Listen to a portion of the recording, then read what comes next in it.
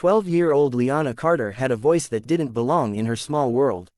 Her room was tiny, her dreams were not. Every morning before school, she would stand in front of a chipped mirror, a hairbrush in her hand, and pretend it was a microphone. The poster of Aretha Franklin above her bed wasn't just decoration, it was a promise. Liana wanted to sing like the Queen herself, with a voice that shook audiences and softened stone hearts. Her mother, Karen Carter, often stood behind the door, listening. She never interrupted. She knew her daughter wasn't just singing, she was becoming. But life wasn't easy. Karen worked double shifts at a diner. Her husband had left years ago. They lived in a worn-out apartment where the walls were thin but the hope was strong. One Wednesday evening, Karen brought home a flyer. "Liana," she said gently, placing it on the table, "how do you feel about auditioning?" Liana froze. The flyer's bold letters read, "Greater than America's Star Voice, open auditions this Saturday." Her breath caught. "Mom, are we serious?" Karen smiled. "Baby, I hear you sing every morning. The world should hear you too." Liana didn't sleep that night. She stayed awake, staring at the ceiling, rehearsing every note in her mind, especially the song she wanted to perform. "You Make Me Feel Like a Natural Woman," by Aretha Franklin. Saturday came fast, too fast. The auditorium was enormous, filled with thousands of hopefuls. Liana's hands shook as they checked in. Contestants of every age and talent filled the hall.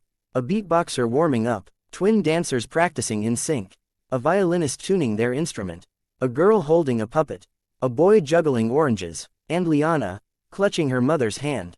Backstage, she could hear contestants singing, crying, laughing, panicking. Her stomach tightened. "Mom, what if they don't like me?" Karen knelt beside her. "Baby, not everyone gets discovered at 12. But today isn't about winning. It's about shining. You have a voice that people don't forget."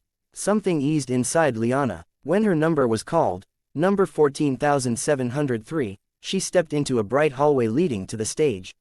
Her heart hammered like a drum. The doors swung open. The room was huge, silent, intimidating. 4 judges sat behind a sleek black table. 1. Simon Reeds, the famously strict judge known for detecting greatness or crushing dreams. 2. Mariah Storm, a former pop diva with fire in her eyes and compassion in her smile. 3. Jason Cruz, producer, songwriter, and technical perfectionist. 4. Helena Brooks, Broadway legend and vocal powerhouse. The lights were blinding. She stepped forward. Mariah smiled warmly. "Hello sweetheart, what's your name?" "My name is Liana Carter. I'm 12. "And what are you going to sing for us today?"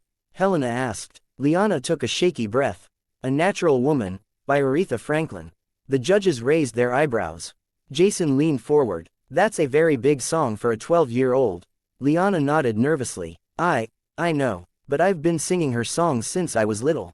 I want to honor her." Simon tapped his pen. "All right, let's hear it." The instrumental track began softly. Liana closed her eyes. She imagined her room, her little mirror, her mother smiling. Then she began. Her voice floated, soft, young, but soulful. Clear like morning air, warm like sunlight. Mariah's eyebrows lifted. Helena exchanged a look with Jason. But Simon kept his expression empty. Liana continued singing, gaining strength. Her voice climbed, opened, expanded. Her vibrato was natural and delicate. Then, suddenly, Simon raised his hand. "Stop." The music cut. Liana's heart fell into her stomach. Did she fail? Did she do something wrong? Was she not good enough? "Sweetheart," Simon said calmly, "you have a beautiful voice. But the instrumental, it's holding you back." Liana swallowed. I can choose another song." "No." Simon leaned forward. "I want you to do it a cappella." Her breath froze. Mariah gasped. "Simon, she's 12. She can handle it," he replied. "Only the greats sing Aretha a cappella," Jason added softly. Liana looked at her mother standing at the side of the stage. Karen mouthed, "You can do this." Liana nodded. She took a deep breath. And then, she opened her mouth. The room became a vacuum, silent, intense, heavy. Liana's voice rose soft and trembling. Looking out, on the morning rain. No music, no safety net, only her voice. And something incredible happened. Without the instrumental, her tone became fuller. Her emotion sharpened. The judges leaned in. Her high notes were clean. Her low notes were mature beyond her years. Mariah pressed her hand to her chest. Helena whispered, "Oh my God." Simon did not blink. Liana hit the chorus with everything she had. You make me feel like a natural woman. Her voice cracked slightly, but not from nerves, from emotion. She poured her whole soul into the words, her childhood struggles, her dreams, her fears. She sang like someone who had lived life far older than 12. When she reached the final note, the air itself seemed to freeze. And when she finished, the room exploded. Mariah stood up, Jason stood up, Helena stood up, even Simon, after a few seconds, stood slowly. A standing ovation, for a 12-year-old. Mariah wiped a tear. Sweetheart, your voice is a gift. A pure gift. Jason took off his glasses. That was the best Aretha cover we've heard on this show. Ever. Helena smiled proudly. You are a star. No training, no studio, raw, real, powerful. Finally, Simon spoke. Liana, he said quietly, I stopped you earlier because I thought you were hiding behind the music.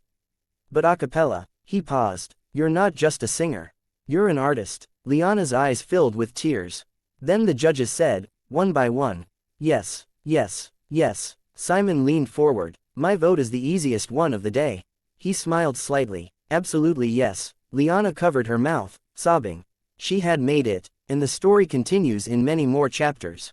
Her rise, the pressure, the viral explosion, the jealousy, training, semifinals, setbacks, triumphs, friendships, heartbreak, finale night, the biggest performance of her life, and how Simon gives her a moment that changes TV history.